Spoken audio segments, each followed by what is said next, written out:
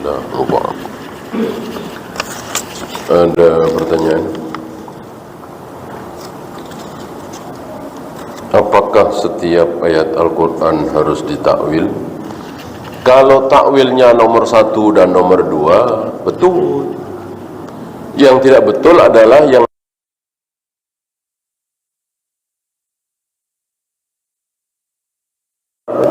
itu tafsir. Takwil itu tafsir. Apakah ayat-ayat Al-Quran harus ditakwil? Ya harus. Maksudnya harus ditafsirkan. Tafsir sebagaimana yang dicontohkan Rasul dan para sahabat. Tafsir dari Rasul dan para sahabat, syarrul bariyah itu apa? Rasul dan para sahabat memahami syarrul bariyah itu apa? Rahmatan lil alamin itu tafsirnya apa? Nah, itu takwil.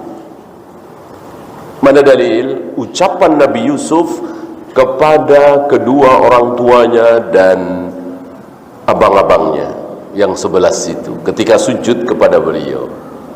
Nabi Yusuf mengatakan, hadza ta'wilu ru'yaya min qabl.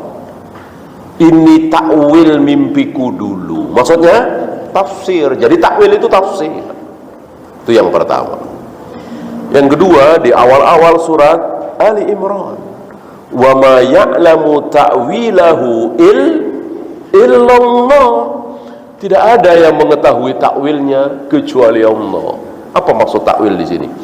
Maksud sebenarnya, arti sebenarnya, gitu. Jadi arti sebenarnya dari alif lam mim itu apa sih? Nah, itu takwil. Tidak ada yang mengetahui kecuali Allah. Untuk alif lam ra orang nggak dikasih tahu. Ya. Nah, yang ketiga ini yang nggak boleh. Apa? Dirubah.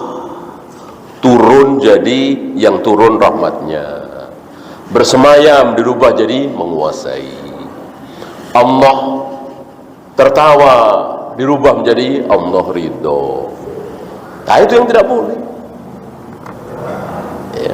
Kalau yang dimaksud dengan takwil itu yang ketiga. Jadi sekali lagi, takwil itu hanya ada dua. Adapun ketiga, keempat dan seterusnya salah, batil. Apakah muslim yang percaya dukun akan kekal di neraka selama-lamanya? Apakah sudah iqamatul hujjah apa belum? Jangankan cuman percaya dukun, ya. Ada yang yakin bahwa Allah nggak akan bisa menghidupkan aku lagi. Dahsyat sekali ini kekufurannya, ya. Diampuni, masuk surga. Kenapa? Kenapa? Hujjah belum sampai ke dia. Belum ada nabi, rasul, dai yang menyampaikan kepada dia bahwa Allah sanggup menghidupkan siapapun dalam bentuk apapun. Pikir dia kalau mayatku dibakar, abunya ditaburkan di tengah lautan, Allah tidak sanggup menghidupkan aku lagi. Ini kan kufur sekufur-kufur. Diampuni oleh Allah, masuk surga karena hujjah belum datang. Dan Allah mengampuni ini terserah Allah, ya, bukan sebuah aturan. Artinya kalau Allah nggak ampuni, bisa, terserah Allah. Bolehkah menyesali yang sudah terjadi? Kalau dosa wajib menyesali, wajib menyesal. Bahkan tidak menyesal dalam arti bangga, malah haram. Dan tidak diterima taubatnya, kan, kalau tidak menyesal. Nah, kalau nasib tidak boleh. Menyesali nasib karena salah pilih jalan hidup.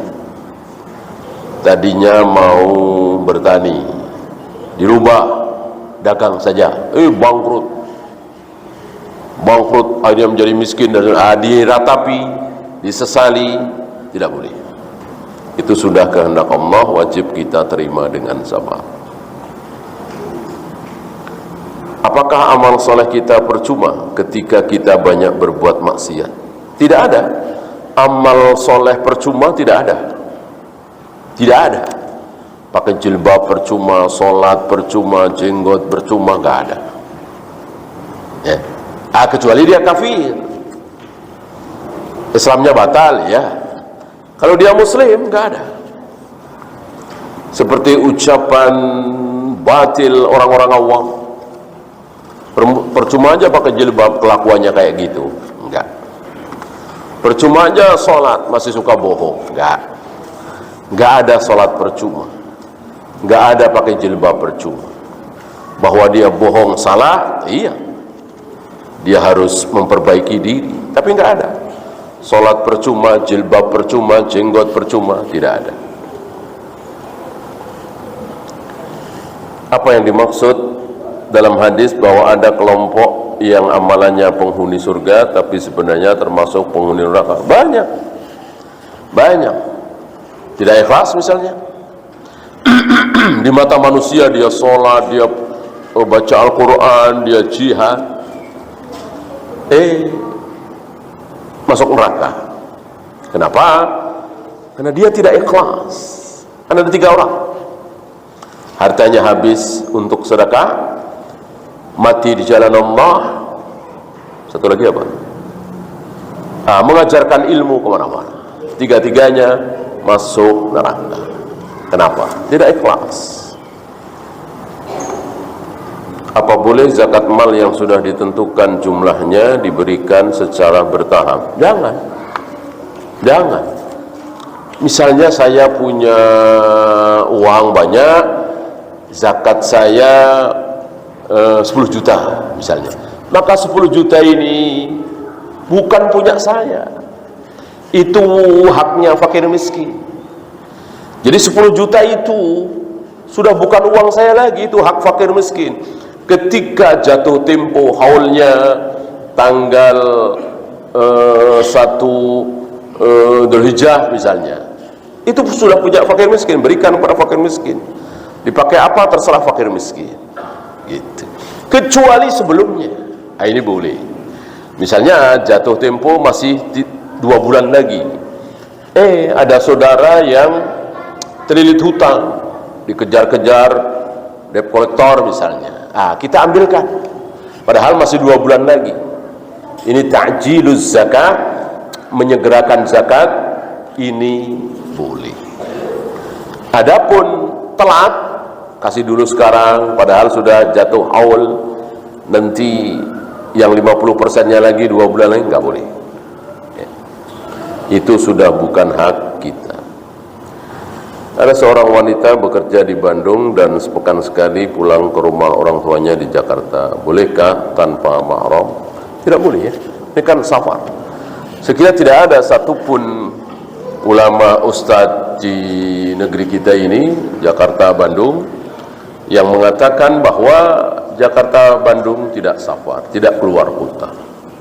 Saya kira tidak ada, ya. Kalau Jakarta Bogor masih ada yang mengatakan tidak safar, tapi Jakarta Bandung nggak ada, saya kira. Semua orang tahu itu safar. Nah, safar harus dengan mahram. Allahu a'lam. Ya, itu saja. Subhanakallahumma bihamdika asyhadu an la ilaha illa anta astaghfiruka wa atubu ilaik. Assalamualaikum warahmatullahi wabarakatuh.